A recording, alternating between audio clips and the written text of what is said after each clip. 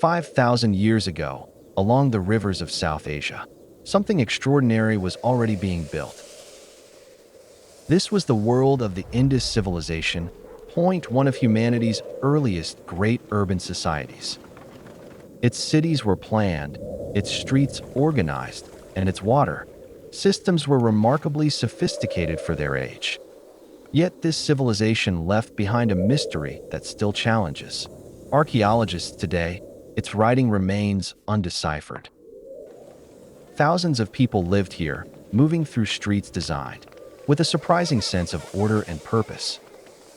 There were no towering pyramids here, no giant statues proclaiming a king, and no obvious royal palace dominating the city.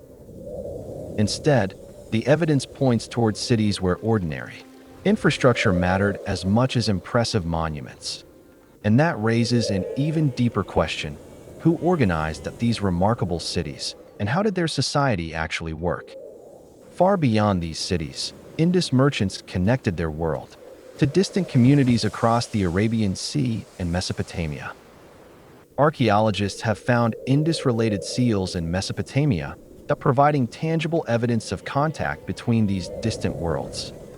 Ancient Mesopotamian records mention a distant trading land called Malaha, often associated with the Indus region. These connections reveal something remarkable. The Indus world was not isolated, but part of a much larger trading network. Across these cities, merchants used distinctive seals marking goods and identities within an increasingly organized system of exchange. Their stones were also carefully standardized, suggesting that measurement and consistency played an important role in economic life. From beads and pottery to metals and precious stones, specialized craftsmen transformed raw materials into objects for trade and daily life. These goods traveled outward, linking inland settlements with coastal ports and distant communities across the wider Arabian Sea world. But in one of their most remarkable cities, survival depended on mastering something far more precious than gold: water itself. Dholavira stood in an unusually dry environment, where seasonal water had to be captured, stored, and carefully managed. Reservoirs were built into the city, turning scarce seasonal flows into stored supplies that could support urban life. This was not simply about collecting water. The city's entire design shows deliberate planning around a difficult environment. Yet even the best water systems could not control the climate forever, and eventually, the environment began changing around them. Evidence suggests that repeated and prolonged droughts affected parts of the Indus Basin over centuries, disrupting water and agriculture. But the change was not identical everywhere. Different regions experienced different water conditions, creating different pressures and opportunities. As conditions shifted, some communities adapted their crops, changed settlement patterns, and moved toward areas offering more reliable resources. The great cities began losing their urban character, but the people themselves did not simply vanish from history. Across different regions, people adapted differently, creating smaller settlements, changing economies, and new local traditions after urban integration weakened. At Harappa, archaeological evidence preserves signs of continuity alongside major changes in crops, crafts, settlement organization, and economic life. The transformation was uneven, and some communities remained resilient even as the old urban system gradually fragmented around them. But behind these symbols lies perhaps the greatest mystery of all, that we still cannot confidently read what they wrote. Thousands of inscriptions have been documented, yet most are remarkably short, often consisting of only a handful of signs. There is no universally accepted translation and no bilingual inscription has been found to unlock the language behind these signs.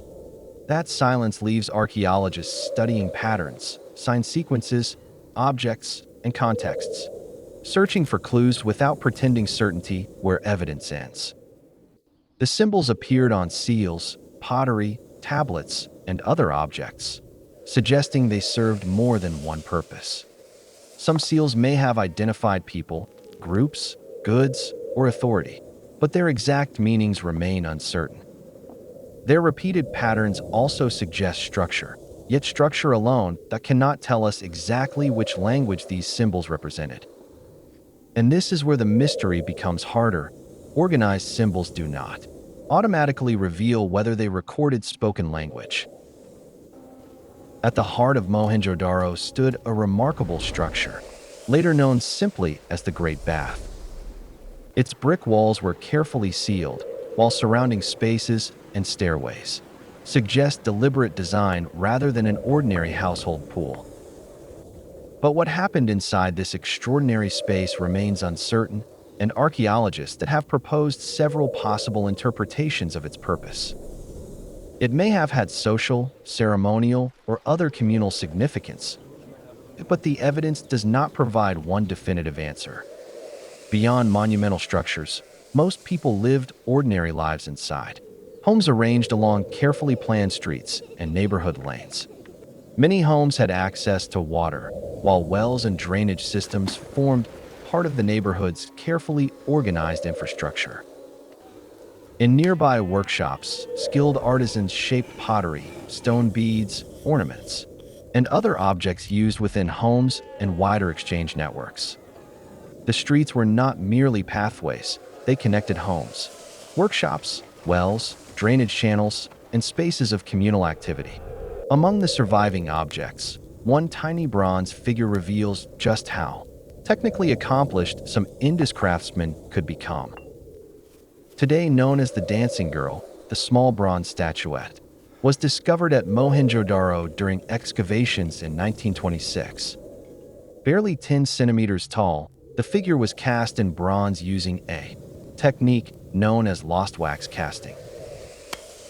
Her confident pose and elaborate bangles have made the figure famous, although calling her a dancer reflects later interpretation.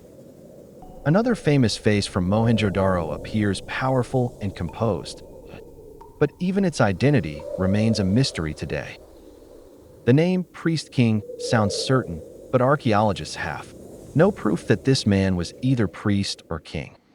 The figure's decorated robe and calm expression inspired interpretations, but those interpretations cannot reveal who the sculptor intended. It could represent an important individual, a deity, an ancestor, or something else entirely. The evidence cannot decide. Then comes perhaps the strangest question: who coordinated these enormous cities if no clearly identified king stood above them? Unlike Egypt and Mesopotamia, the Indus cities have yielded no unmistakable royal palace, monumental ruler's tomb, or kingly inscription. Yet someone, or perhaps several groups, had to coordinate labor, resources, construction, trade, and the city's complex infrastructure. Some researchers therefore suggest forms of collective or decentralized organization, while others continue debating how political authority actually operated. And then comes another puzzle. Despite enormous cities, evidence for large-scale warfare is surprisingly difficult to identify. Weapons certainly existed, including copper and bronze examples, but their presence alone cannot prove organized warfare. Unlike many contemporary civilizations, surviving Indus art rarely celebrates victorious rulers, conquered enemies, or spectacular military campaigns. But absence of dramatic battle scenes does not mean violence never occurred. Archaeological evidence simply cannot tell us the entire story. For decades, scattered skeletons at Mohenjo-daro were presented as evidence of a violent massacre that destroyed the city. The story became famous, especially after archaeologist Mortimer Wheeler suggested the remains might reflect an invading force. But later investigations questioned that interpretation, finding no convincing archaeological pattern of destruction, burning, or citywide violent collapse. The skeletons themselves were also found in different locations and contexts, making one single massacre scenario difficult to support. One modern reanalysis even suggested some so-called massacre victims may have been later populations using parts of the abandoned city. Mohenjo-daro was not destroyed in one final catastrophe. Its transformation unfolded gradually as environmental and social pressures accumulated. Across the wider Indus Basin, repeated droughts reduced reliable water supplies and placed increasing pressure on agriculture and urban life. Researchers now see a long process of dispersal and adaptation, rather than a single moment when the civilization suddenly disappeared. Urban life weakened, but people adapted through new crops, smaller settlements, changing economies, and movement toward more favorable environments. The cities faded, but the people, technologies, traditions, and cultural influences did not simply vanish with them. Their legacy survives not as one unchanged civilization, but through layers of adaptation, exchange, migration, and cultural transformation. And perhaps that is the greatest lesson. Civilizations can disappear out of cities while their people continue changing the world around them. Yet after everything we have discovered, one mystery remains capable of changing our understanding of the Indus world completely: their writing.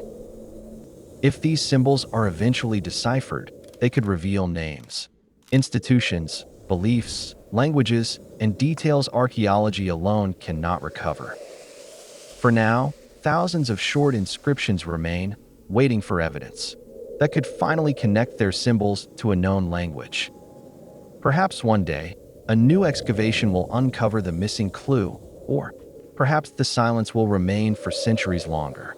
The Indus civilization may have lost its cities, but it left behind questions powerful enough to outlive them. And perhaps that is why the Indus still fascinates us. We can see their world, but cannot yet hear their voice.